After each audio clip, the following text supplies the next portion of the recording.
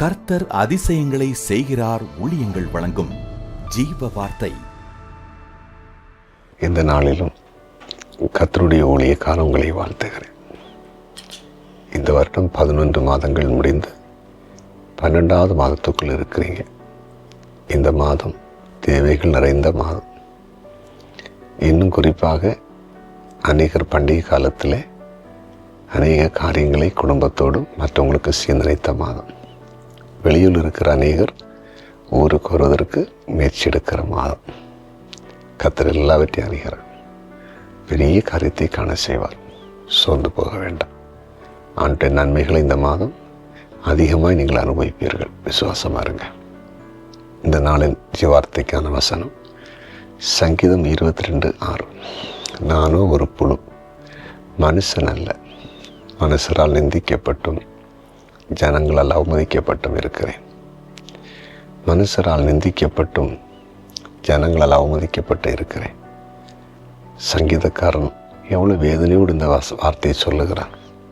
நான் மனுஷரால் நிந்திக்கப்பட்ட அனுபவத்தோடு இருக்கிறேன், ஜனங்களால் அவமதிக்கப்பட்ட நிலையில் இருக்கிறேன் அப்படின்னு சொல்றதை பார்க்குறோம்.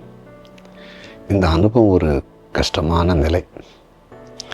மற்றவர்கள் நிந்திப்பது, அவமதிப்பது, அது நம்மால் சகிக்க முடியாத ஒன்று. இந்த பூமியில் எப்பொழுது மனிதர்கள் நம்மை நிந்திக்கிறாங்க, அவமதிக்கிறாங்க? நம்ம வாழ்க்கையில் சில வேளையில் பணம் குறைவாக இருக்கும்போது, அழகு குறைவாக இருக்கும்போது கூட நமக்கு ஒரு விதமாக நிந்தனைகளும் அவமானத்தையும் கொண்டு வருவாங்க. அது மட்டும் இல்லை, சில வேளையில் எல்லாரும் மத்தியில் நம்ம ஆசீர்வதிக்கப்படும் போதும், மற்றவர்கள் முன்பாக எல்லா நிலையிலும் உயர்த்தப்படும் போதும் அநேக நிந்தனைகளை ஜனங்கள் கொண்டு வருவாங்க. அவமதிக்கிற வார்த்தை நமக்கு தெரியாமல் பேசிக்கொண்டே இருப்பாங்க. சில வேளையில் அது நம்முடைய காதுகளில் வந்து கேட்கும்போது நாம் மிகவும் கஷ்டப்பட ஆரம்பிப்போம்.